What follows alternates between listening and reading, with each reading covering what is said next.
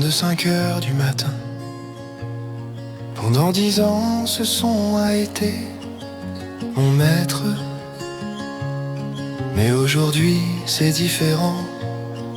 Le tracteur dort encore tranquille dans la grange.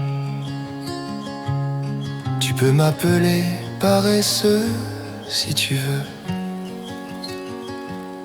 Moi j'appelle ça enfin me réveiller. J'étais le fermier de l'année, un titre gagné à coups de sueur et de fatigue. Ma femme gardait toujours un planning pour contrôler mes journées. Elle soufflait dans son sifflet, juste là près de mon oreille. Répare le toit, chérie, c'est l'heure de traire les vaches. Ne mets pas cette musique, n'ose même pas penser à te reposer. Je construisais un royaume, mais je n'avais même pas le droit d'y vivre. Un jour un accident sur l'autoroute l'a emporté de l'autre côté. Dans l'enclos où elle rugissait, il ne restait que le silence. Je n'ai pas pleuré, j'ai juste regardé mon lit, comme un ami perdu depuis longtemps. J'ai tiré la couverture jusqu'au menton, et je suis resté là pendant des semaines. Mon chien ramenait du pain et de quoi manger dans un panier, comme un partenaire silencieux. Je m'entraîne en ce moment à cet art sacré, ne rien faire. Les voisins m'espionnent derrière leurs fenêtres, comme si j'étais une momie dans un musée. Ils chuchotent, un homme qui ne travaille pas, c'est un raté. Mais ils ne savent pas ce que ça fait de passer un mardi entier à regarder les nuages dériver. Tout le village a voulu me sauver en criant devant ma porte.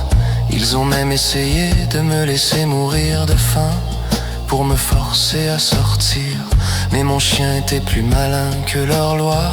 Il déterrait des pommes de terre, volait des œufs au poulailler et me les ramenait en douce. On a transformé l'armoire en poulailler, et le monde a continué de tourner comme si de rien n'était. Puis Agathe est arrivée au village, elle faisait semblant d'aimer la vie lente comme moi. Mais au moment où on marchait vers l'hôtel, son masque a commencé à tomber. Elle ne voulait pas un compagnon de vie, elle voulait juste un gérant pour le domaine qu'elle venait de récupérer. La femme qui jouait les paresseuses s'est mise à donner des ordres à l'approche des récoltes. Elle n'était qu'une version plus jolie de la prison dont je venais à peine de m'échapper. Je m'entraîne en ce moment à cet art sacré, ne rien faire. Les voisins m'espionnent derrière leurs fenêtres, comme si j'étais une momie dans un musée. Ils disent, un homme qui ne travaille pas, c'est un raté. Mais ils ne savent pas ce que ça fait de passer un mardi entier à regarder les nuages dériver. Le prêtre a posé la question et tout le village a retenu son souffle.